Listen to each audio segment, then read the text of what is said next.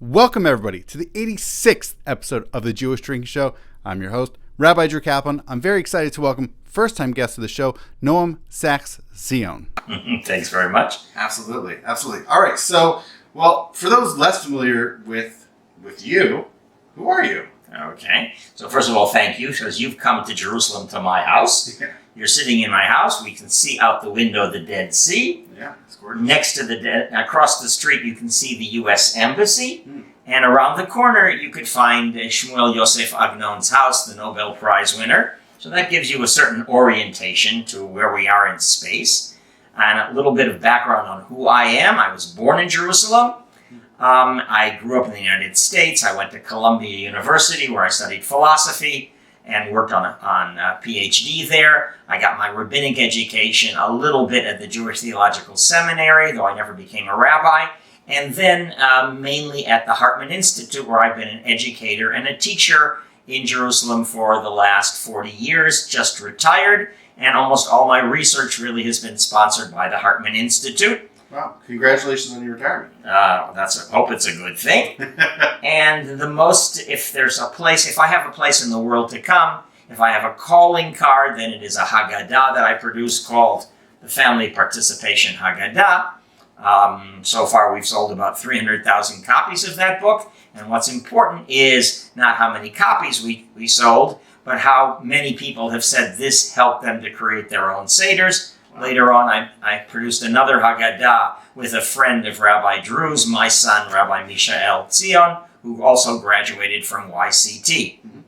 Now we're going to focus today on work that I have done, specifically having to do with marital relationships, and specifically on one story in which you can see the intersection between wine and between some very interesting marital relationships. Right, so do you want to show the book? Yes. This comes from a book called Wine, Women, and the War of the Sexes, based on 3 Talmudic stories about rabbis and wine and their intimate relationships and their conflicts. And that's what we're going to be doing. We're going to take a look at a story. It's not historical, probably. It's not Jewish law. But it is one of these amazing insights into the way the rabbis could look at themselves self-critically, the way they would reveal some of their great weaknesses, and not just not books that are designed to show how wonderful the rabbis are, but rather stories that are for the rabbis themselves to read self-critically through the power of the short story. For those interested in this entire series, there's actually 9 books, and yes, they actually are all right here. Here's a few of them. There's a whole stack in front of me out of frame for those watching. But so you can find these. They're also available online, right? They're all available online at one place whose name will be easy to remember. It's called Haggadahs Are Us. Okay. The R is not reversed. And there you can find all these books available at a discount, of course. Nice. And so I'll link to that in the show notes. So we have this story. So the story that we're focusing on in here from Wine, Women, and the War of the Sexes, which is how I found, which is why I decided to reach out to. You're not a professor, and you're not a rabbi, just a teacher. Just a teacher. That's good enough. No, I was going to say Professor Zion or Noam. Noam. All right. So Noam. So it's the story involving Rava, and we've discussed Rava on the show before, who was one of the most influential rabbis throughout the entirety of the Talmud, but also a big guy into wine as well, which is interesting. But he's not actually drinking wine, but we are discussing wine in an incident between him and Homa, a widow of his contemporary and sort of intellectual sparring partner, as it were, Abaye. So Abaye passes away. Homa had been married to Abaye. Wait, don't give away anything in our story. All right, spoiler alert. Moment, right? Spoiler alert. All right. To study a story, think of a short story. Now, a good short story like O. Henry, yes. And these are very short stories, it's about 10 lines, they always start out and they mislead you, and you think you understand what's going on, and then there's a surprise. In fact, in this story, you're going to see there are 2 giant surprises that each time force us to rethink everything about what we thought we understood in the story. So we're going to have 3 acts. Act number 1 is in a courtroom. Rava, as Drew mentioned, he's sitting in the court, And in comes a woman. Her name is Homa. What we don't know yet, but we'll discover, is she's a knockout. Her name means hot, and that's exactly how she's described. And we're going to see the judge trying to make a decision about whether she should be drinking wine or not. That's our subject. So here we have a man, a judge, a rabbi, married to somebody else who's making a decision about whether this wife of his best friend or his sparring partner, whom he studied with, whether she should be allowed to drink wine or not. The second scene, Act 2, we switch to the bedroom. The bedroom here is with Rava and his wife, who doesn't have a name in the story, but she's the daughter of his teacher, Rav Ḥisda. And the third section, as we move from the courtroom to the bedroom midday, we then switch to a street scene in which we will see one of these women running after the other women and running her out of town. Those are our three scenes: a chase scene, a bedroom scene in the midday, and a court scene. Homa, first name of the woman. She's the main character. Homa, or Homa, is Abaye's wife. She came before Rava. Now the question is, why, if she's got a question, why doesn't she go to her husband? Why does she go to somebody else? What does it mean to be before Rava? Background, we're in the courtroom. Homa, Abaye's wife, came before Rava. Rava means rabbi or master. She said, "Issue me an alimony decree to fund my food allowance." Now here you need some background. Alimony in American law is, of course, when there's a divorce. If the husband has more money, he has to pay alimony. Alimony is food for the wife.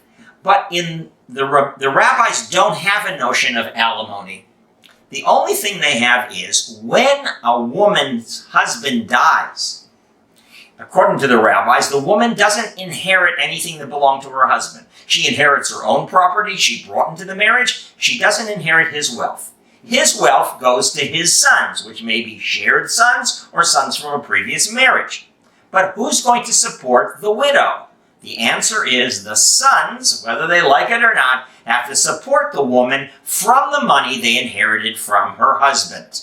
The question is, what happens if these sons are not giving a generous enough allowance according to what the wife is used to and thinks she deserves? Hence, she goes to court in front of the great Rav Rava and she says, "Issue me an alimony decree to fund my food allowance."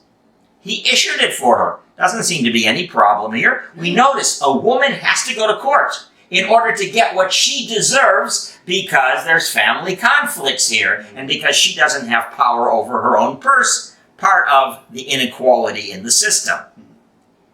He issued it for her. No problem.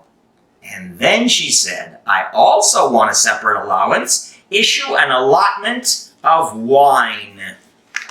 And here's where the problem begins. But also, more importantly, this is why this is a Jewish drinking text. Because we're talking about wine in the Talmud. Okay. Perfectly. And we're going to have to ask, why does she want the wine? Why do people want wine in general? How do we use wine? And why is it that Rava does not want to agree to her request, her demand, her right to get an allowance of money from her husband's inheritance for her to drink wine? So I'm curious to contextualize why she has to request wine separately from food. That's also very interesting. I don't know of any source that tells us that answer, right? But what it does is it allows us to focus on what wine means. It's not just about a physical need. It's something else. I think that's what's going on here. And also, I'm curious to contextualize wine a little bit more. So what are we have to figure out, what does Rava think the wine means? What does Homa think the wine means? And that will depend on the continuation of the story. But there are options. Whenever you read a story, as soon as it says wine, you say, what are the associations? So we have lots of associations, and when we read the story, we try to figure out which one of those is relevant. Maybe they're all relevant. So this literarily appears in a pericope and a discussion in the Talmud talking about which widows get wine, right? And how much they get. Yes. And so what's the broader context? Before we even continue, I know we're leaving the listeners on a cliffhanger here, but what's the broader context within that literary discussion? You know what? I didn't go back to check it, Okay. so I'm trying. But I think you stated what it is. We're talking about widows and the right of widows to wine, but we're also talking about the right of women who are married to wine, and to what extent does the husband control her wine intake or not. We are in a town called Mechoza, which is it's the Jewish suburb of the capital of the Persian Empire in the area today we call Iraq. And we will discover from that larger context. It's Ctesiphon. It's a suburb of Ctesiphon, which is the political, economic capital. So it was Mechoza was fairly cosmopolitan. It was very cosmopolitan, Yes. and there were plenty of aristocratic Jewish women and Jewish men, and they drank a lot of wine. So we'll actually see that when we have a report of all kinds of women who used to get lots and lots of wine, what they say is poor women don't get wine, Right. nor do poor women have pillows. I don't know what the connection is, That's in the Tosefta. right? But the men and the women who are the upper class do get wine. Yes. So we begin to see a debate about whether that's a good idea to give them wine, how much wine, and after the husband dies, should a widow go on drinking wine? It all depends on what you think wine is for.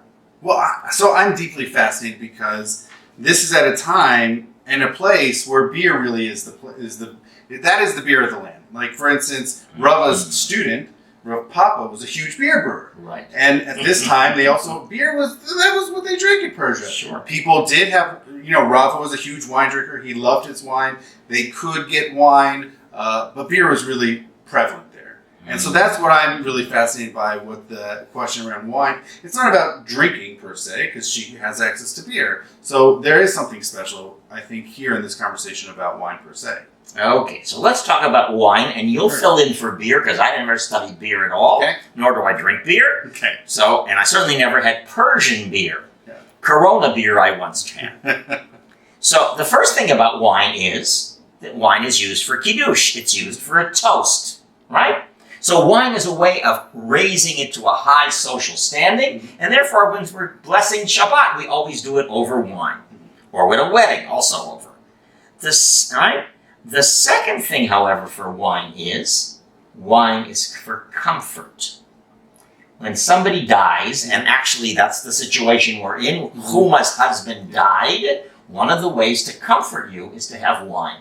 And as you know, Drew, once upon a time, it used to be that at every Shiva, you would be expected to drink 10 glasses of wine, and there was even a special blessing after eating in Birkat Hamazon for that wine. Right. I don't remember the episode number for the listeners out there, but we did an episode with Rabbi David Fried on these 10 glasses of wine in the drinking house, or in the morning house, rather. So for those out there curious to find out more about that text, at least in the Bavli, because there is a parallel text of that in the Yerushalmi as well. A little bit different. But it's also interesting because there's I think it's Rabbi Hanina, who says it's quoted both in Eruvin 65a and also Sanhedrin 70a, where it talks about wine was only created to repay the wicked in this world, but also to comfort mourners. So that's already, and he's the generation maybe earlier than Rava. So this existed. It was already, they knew about it. They were aware as part of their cultural sphere that wine does have a comforting aspect. Absolutely. And you mentioned before we began the session about Noah, the first one to plant grapes and to turn it into wine and to get drunk. So Elie Wiesel says that Noah is the first survivor of a Holocaust, right? Yep. His whole generation died in front of him, right? Under his boat. Yep. And therefore he needed that wine as a comfort and perhaps a way to escape and to forget all the terror he had seen. So that's one thing wine is for. Yeah. Of course, wine is also for pleasure. Yeah. Absolutely. Right? And for joy. That's why we have it on Shabbat, where there's a commandment to have Oneg Shabbat, to have the pleasure. So is she interested in the wine because she likes to socialize, like a toast? Is she interested in the wine because she wants to comfort herself? Is she interested in the wine because she wants to have pleasure in her life? Or, as we will see in the context, maybe the wine has to do with sexuality. Right? When you go out for a date or you go out for an anniversary and you have a little bit of wine and it lowers some of the controls and it increases the possibility of intimacy, not only sexual intimacy, but also social intimacy. Yep.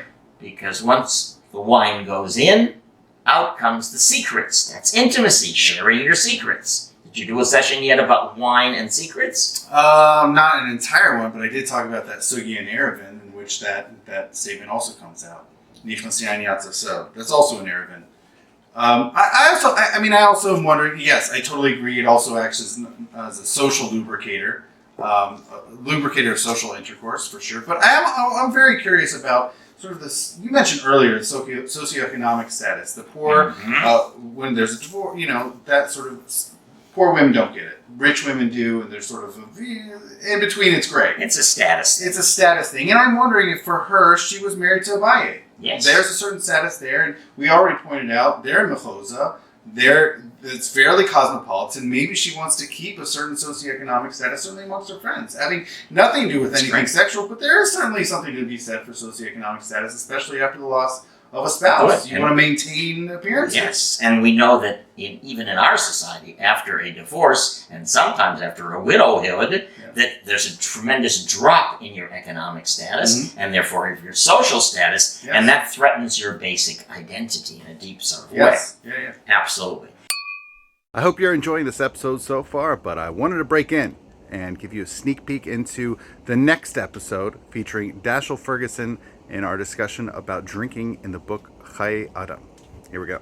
It is fascinating when thinking about drunkenness and Jewish ritual, because prayer, we saw, you showed us earlier that prayer is problematic when you've even had a little bit, and certainly all the more so once one is fully drunk. It's deeply problematic, and that goes all the way back to the Talmud. But when it comes to the Birkat Hamazon, saying grace after meals, Shulchan Aruch, and also here Chai Adam, they're fine with it. Like you're drinking during the meal, that's okay. You have pre-meal, during meal drinking, and I love that he realizes there's post-meal drinking too. So before you really go off in the post-meal drinking, get it in now, this Birkat Hamazon.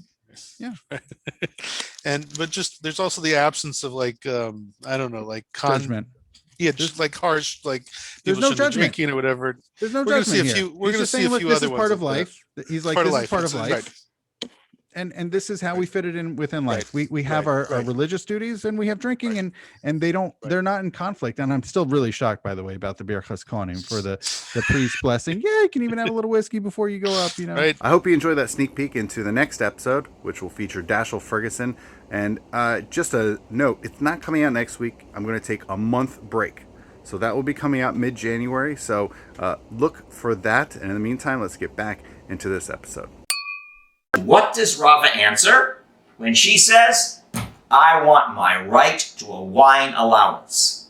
He says, but he said to her, I know that Naḥmani, Naḥman is the real name of her husband, now deceased. We call him Abaye, probably because when he was born, his father had passed away, and therefore they call him Abaye, sort of naming him after his father. Abba, Abaye, Abbot means father. And he says, so Rava says, I knew that man. I know his personal name, Naḥmani. I don't call him by the Abaye name. I know him personally. He didn't give you wine to drink. How does he know?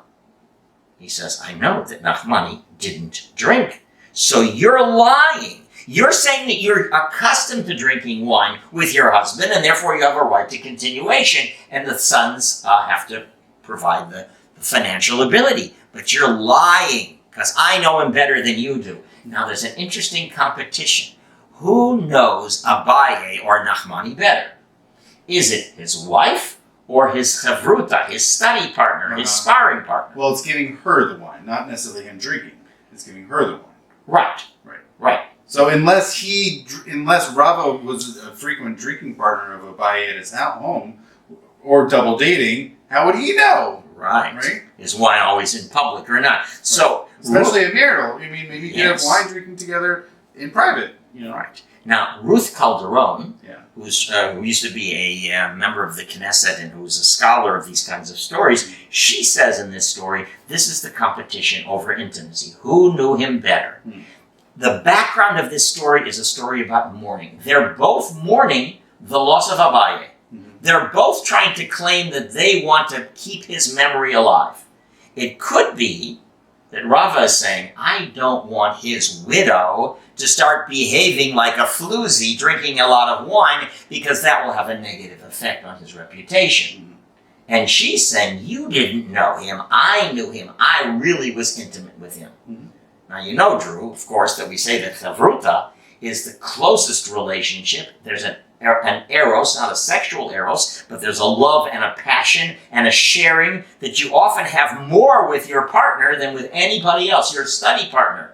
So there's a competition between two different notions of intimacy. The sexual intimacy that in this story is heterosexual, and the non-heterosexual intimacy between two different men who are studying together. Who can really claim to know this man? So how is Homa going to prove that she knows her husband better than Rava? So she said, by your life, sir, I'm going to take an oath. And I'm swearing it by your life that I'm not lying.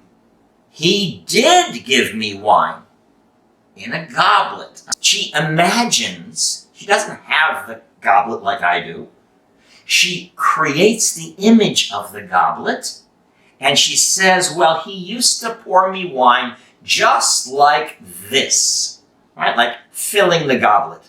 And as she does that, it says, as she showed him the goblet, her arm was revealed because her sleeve slipped down, and a light went out into the courtroom. Now, what happened here?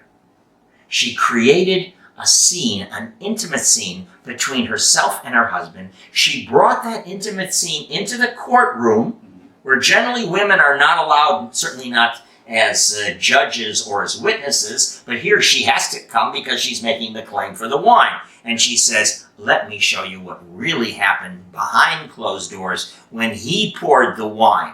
So everybody in the courtroom, the men, because that's who's in the courtroom, are looking and saying, wow, we just got a voyeuristic view into the bedroom of this man and this woman, the famous Abaye and the beautiful Homa. And look at that arm as it comes, it's revealed. It's just the arm. But as you know, many of the rabbis thought that even a finger can be a sexual symbol when it's revealed. Right. I mean, I wonder how much of this is really about necessarily the arm, how much of it is the actual revelation, and also I think that even the third part, the light went out into the courthouse. I think there's something about the trifecta. An arm is an arm, but maybe there's something about the motion, and I think altogether they work together as a package that rev Rava up, as it were. Right. Now the question, and it sounds like it's not just him. The light going out into the courthouse seems like it's not something that distinctly affects Rava, that it was something that affected all the men in the courtroom. We only happen to have, as we later see, the camera, so to speak, following Rava. But that's our next act, so wait one more second. Great segue. So ask, what's the light? Does light belong in a courtroom? Well, if the light is the light of enlightenment, Torah Oraita, Torah is often identified with light, then isn't that the appropriate thing? Isn't she showing, you denied that I was getting wine from my husband, I have showed you there is, and my light has shed on everyone, right? But that arm that came revealed suggests that this is a different kind of light, right? It's a light, it's an erotic light that's being emerged, right? And now we're ready for our second act. Any comments first? Yeah, just one really quick comment. It's fascinating also the way you frame sort of the fight for knowledge of intimacy with Abaye, that she wins. I mean, he has no retort to her. He is silent. I mean, Rava, who we know talks, she gets the last laugh. Good. And it almost as if he doesn't even respond to her. No. He doesn't say approved. He doesn't say nothing. Terrific. He just And then on top of that, she clearly wins the intimacy argument. And there's also, on top of that, not just simply he gave it to me in the goblet, but also the wine leading to clearly something sexual, or at least it's being experienced by Rava as somehow sexual in some way. Terrific. Yeah. So, the court scene ends with the collapse of the court. There's a recess, but not a recess. He exits the court. Yeah. It's aborted completely. And you're right. What should have happened is Rava saying, I agree, I don't agree. He counter-arguments, and he ends off with a judgment. Instead, judgment is gone, perhaps because he's lost his ability to be discriminating. Yes, and also, I think it's fascinating that, in the way that this story is being told, we don't have the response, we don't have an answer. I think it's fairly clear that, I find this fascinating as far as the storytelling aspect goes, that we don't get an answer, but it could seem as she's won the day. He says, you're right, I can't deny you, you win, you knew him better, he gave you wine, we'll, reward you wine. I'm going to take a break, but we don't have that part of the scene. It's sort of deleted, so to speak. It didn't, it's on the cutting room floor, right. So to speak. Now notice there's a reversal of power. Yes. The woman is in the one-down position as a widow in a court where women don't appear, and her life being decided by somebody else. She now has the upper hand, literally the upper hand, right? Yes. And the arm is very often a symbol of power. God's outstretched arm, zroa. And also when, for example, Rabbi Akiva is talking about how much Torah he knows, he talks about his two arms of Torah. So zroa is about power. She's, as we still use in English, are you armed? Right, so she's sort of leveraging her sexual power. Yes, that's exactly what it seems to be. Yeah. So, we're ready for the surprise, the first surprise of the short story. Yes. The first surprise is Rava got up, went into his house, demanded sex of his wife, and she's called Rav Ḥisda's daughter. Which is kind of unnecessary. So, this is the middle of the day. Yeah. This is unfinished business at the court. He leaves the public space, goes to the private space. And he suddenly starts demanding sex. She was demanding wine. He's demanding sex. Yeah. His wife doesn't have a name. She's simply the daughter of Ḥisda, of Rabbi Ḥisda, of my teacher. And Rav Ḥisda, we know, was really into modesty, at least in public situations. And so, if you think about a relationship where your spouse is always the son of the rabbi, right, then you sort of wonder about what kind of intimacy do they have here, right? He owes his position as a rabbi to the fact that he married into it. He married the rabbi's daughter. I mean, Rava's knowledgeable in his own right. He is knowledgeable in his own right, but in his relationship to Rav Ḥisda's daughter, the question is, we had a similar story with Yalta, right? Because Yalta was the daughter of the head of the Babylonian community, and it seems that he had a lot to do with the appointing of Rav Naḥmani, her husband, to his judicial position. It doesn't mean he didn't have knowledge, but where does the power come from? Potentially her husband. At least that's potentially. That's part of the story. Now, Ḥisda, depending on how we understand the word, means compassion or love. The Beit Din is the place of justice, of the court. So we have a tension even between those two elements. Now, do you think if Rava is turned on, as it seems all the men in the courtroom were, is this a sign of weakness that he goes to his wife? Or a sign of strength that he goes to his wife? I don't know. I think it's a sign of, I like the third option. The third option, which is he's trying to figure out how to channel this appropriately, this energy. It's sort of more, I want to say utilitarian, but like he's just making do. He's making do. Yeah. So the first step, if you wanted to be negative, you would say, Rava is the man who's supposed to be the rabbi, who ought to be able to control his yetzer hara, his evil inclination, his sexual desires. Yeah. And yet, he, with all of his training, he's not able to overcome it. Right? It's not as if she stripped or anything, just by accident. If you think it was an accident, he suddenly sees her arm, and he feels, and everybody in the courtroom feels as if it's filled with light. So the question is, given that he's overwhelmed with desire, certainly it was a better choice of him to go home to his wife and channel the desire than to attack Homa in the middle of the courtroom, right? When he couldn't control himself anymore. And in fact, that's one of the justifications for intercourse is, if you can't help it, and this will help you, prevent you from doing something wicked or violate something or adultery, it's good to have your wife. Now, I don't know whether his wife considered that a good reason for him to come in the middle of the day. What's going on here? Should she agree? Should she be happy that her husband took off from work in the middle of the day in order to come spend some intimate time with her? Quality family time? Or should she be saying to herself, what's going on here? Now, what the text doesn't tell us is, did she have intercourse with her husband and then ask him a question?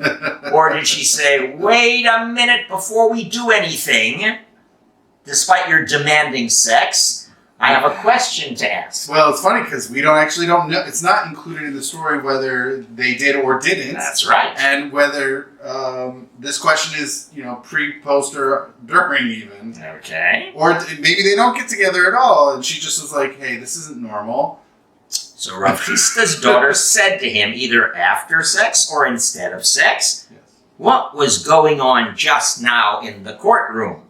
Right? What is, like in the notion of causation, what happened immediately before this unusual event of your coming home in the midday?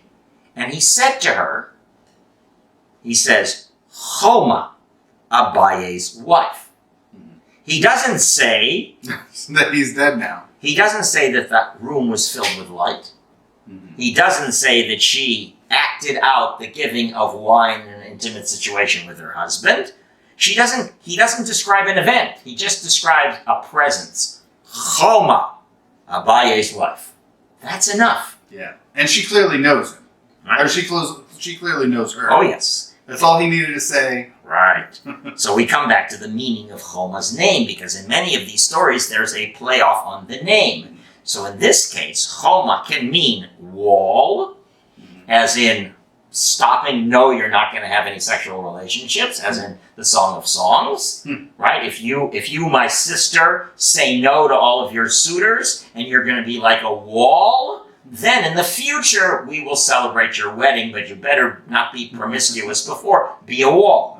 Or Homa can mean hot, as we said, or brown, right? As in the first brown man we have in the Bible. To Noah, he had a son who was called Ham in English, or Ham, who's identified with Africa, and therefore to be hot or warm or brown, and he's the man associated with some sort of sexual indiscretion, perhaps homosexual, not clear, with his own father. Right. So Homa is the hot one. Which we dealt with in episode 4, I believe. One of the early episodes, if anybody wants to check that episode out, of what did Ham do to Noah. So if you can check, it's another plug for that episode. Right. Now, Homa also is from the word chema, which means anger, like burning, and related to the word for sun is also called that. So there's anger here, there's hot sexual passion here, there is all of those elements. Aha! Abaye's wife, Homa, we know her. Hello, dear listeners. It's your host, Rabbi Drew. I wanted to break in right now and just say, hey, thank you so much for listening. I really appreciate, or watching, however you're consuming this content. And I'm always open for new ideas, both for specifically the Jewish Drinking Show, whether it's topics, whether it's guests. I'm also looking for other resources that I can provide you with in the Jewish Drinking Project more broadly. Also, I'd really like to offer you the opportunity to sponsor this work. Whether if you want to go to patreon.com/Jewish drinking, I would greatly appreciate it. And if you have ideas for swag, also please feel free to send them to me at drew@jewishdrinking.com. All right, thank you so much, L'chaim, and now back into the episode.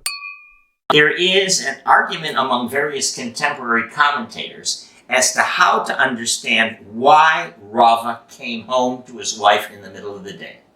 What is the message that he got from Homa acting out the simulation of the drinking of the wine? One view is the Freudian one, which is what you expressed. In other words, that he's aroused sexually, and therefore he controls it by channeling it into the licit relationship with his wife. I'm surprised that there are any others, so I'm very curious. Good. In other words, what we need repression. For Freud, all of civilization is based on the repression of our instincts, the channeling of the instincts, and the sublimation of those instincts into higher culture.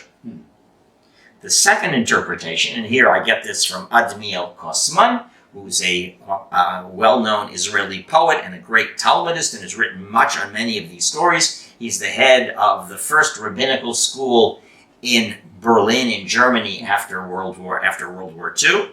And he says, and he gives a Jungian interpretation. And what the little I know about Jung is, he talks about the fact that the elements that are repressed are the shadow side of ourself. Okay. And when, in order to try to be more rational and more ideal, we suppress certain parts of our personality as negative, our body, our desires, whatever, actually we're denying to ourselves vitality. The ideal is to try to bring your shadow self and your ideal self together, and in that unison, we'll have greater arose and greater life. And therefore, he says, when Rava, who's been married to this aristocratic woman of modesty, Rav Ḥisda's daughter, whose first name is not used, when he discovers that his partner in study, Abaye, had such an intimate relationship with Homa, and they drank wine together, and they clearly had an intimate sexual and interpersonal relationship, he says, maybe me too. Maybe it's not too late for my chance with my wife. I'm going to right away go home and see if I can shed some light on our relationship and be more intimate with her. Okay, interesting. Right? Or he's saying to himself, why am I attracted to Homa? Maybe because there's a certain frustration. I'm not getting that same sort of emotional, not just sexual, that emotional intimacy from my wife. I'm going to put more effort into my wife now. Now, if his wife doesn't take that idea, doesn't immediately have sex with him in the middle of the day, but says, wait a minute, what happened in court? And he says, Homa happened in court, then she's rejected the possibility of bringing together rationality and arose.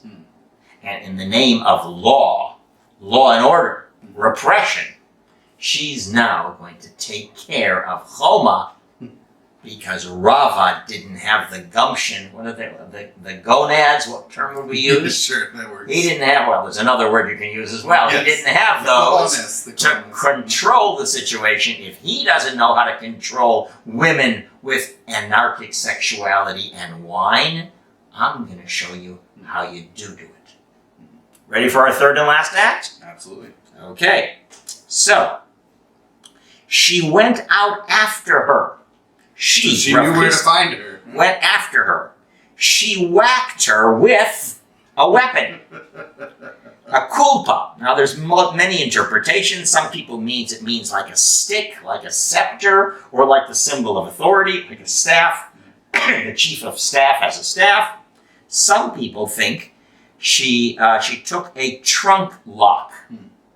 So if you think about the best locks that I have on my door, I'll show you later, Drew, right, are ones where there's a bar that goes into the sides of the door when you lock it.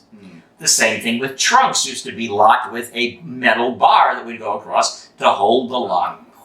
All right? So she took that shaft, symbolizing a lock, because she wants to put a lock on this woman. I mean, you could also it's kind of vaguely phallic, but I guess it's more of a It lock. could also be that, but it seems to me she's... It's more locking her up. Well, if Her it's, sexuality up. if it's phallic, then she's the man in this story. Right. Could be. Until she had driven her entirely out of Mechoza. And another version says until she had driven her out of the Beit Midrash. Now, this reading for the story for me is, if we read it by the Freudian approach, if the rabbis and law and the courtroom can't bring order to the world, then we have to use violence to bring order to the world, because this woman is a threat to my turf. This woman is a threat to my husband's reputation. This woman has to be handled, and that means run her out of town. Right. Can I actually build off of that? Please. I mean, the violence is a part of it, although I think there is something, I mean, you could really distinguish it in saying the men's, working the system and very nonviolent, very, very intellectual. That's starting to cause problems. Versus here, the women are just going to handle it. They're going to be very hands-on. And, if there's some violence, the women are going to take care of these issues. I wouldn't say it's hands-on in the sense of they're going to work it out and negotiate it and compromise. No, it's hands-on. She's taking something in her hands and beating her out of town, chasing her out of town. That's right. As opposed to, and she's literally taking it into her own hands of establishing order in her own home. Absolutely right. I actually know a story a little bit like this. Yeah. This is from a Russian pilot, non-Jew, who was shot down in World War II. He ultimately ended up in Australia. He was a taxi cab driver. He was married. And he got a fare way out, far from the town he was in, which was Adelaide, at the airport. And he said goodbye to his wife. I'll be back like in 3 or 4 hours. But he went about a half hour away, and he realized he forgot something. He went home, and he discovered in his bed his wife naked, and a man who's naked.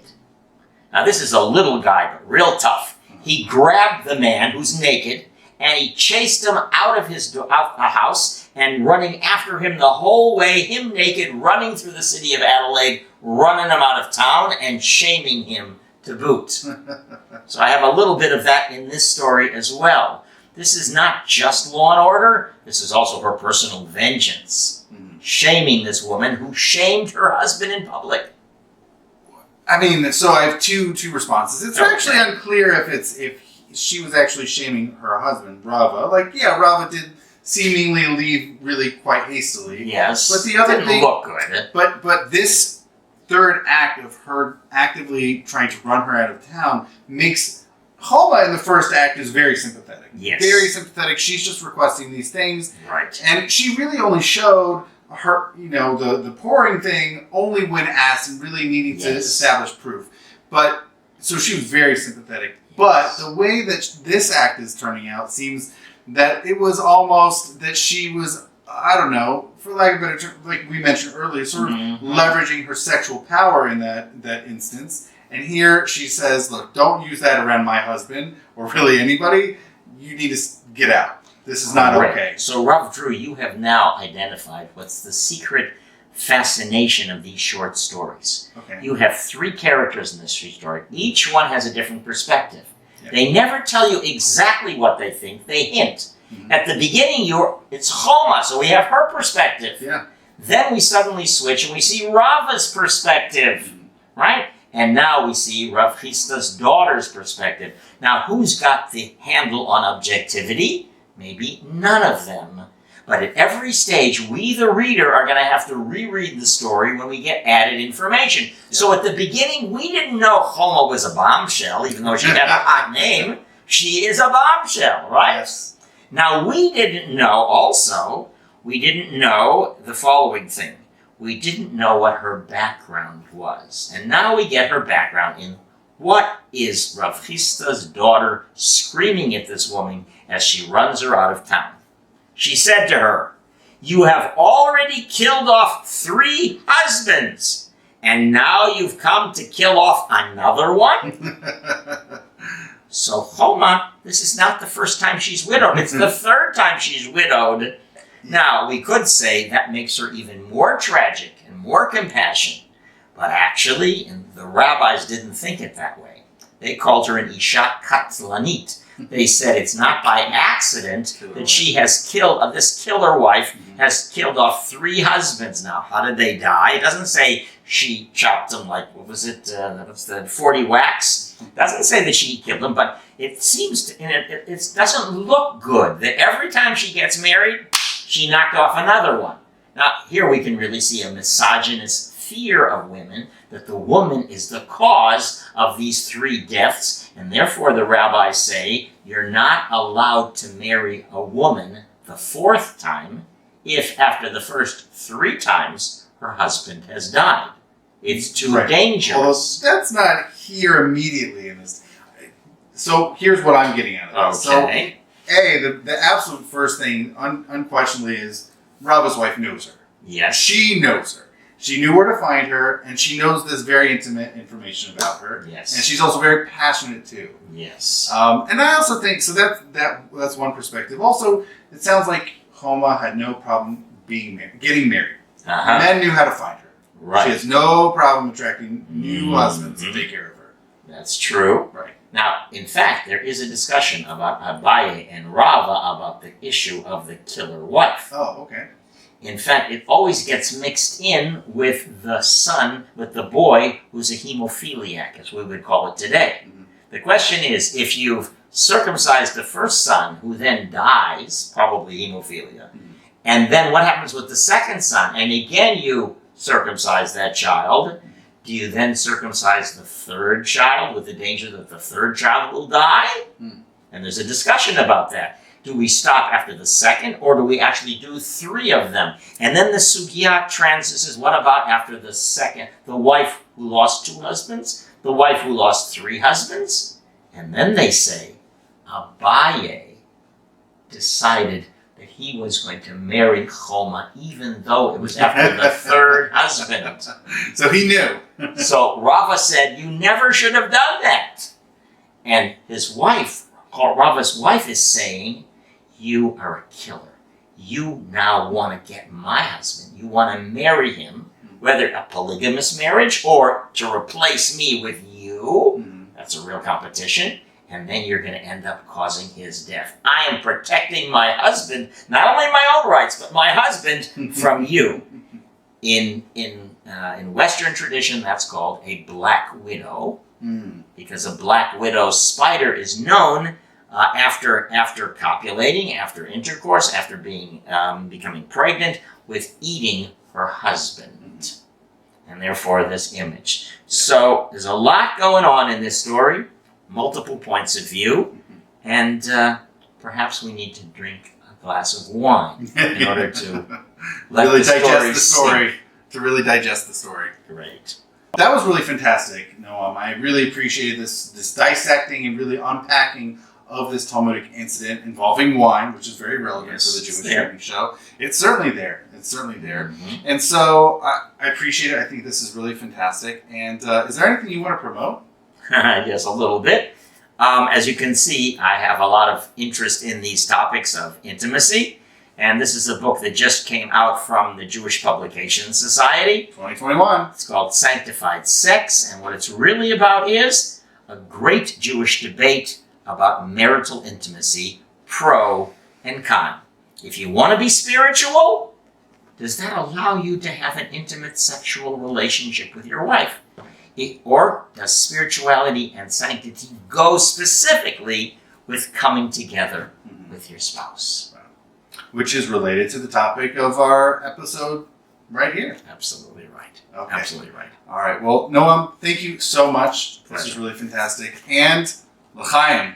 Naḥmani. All right.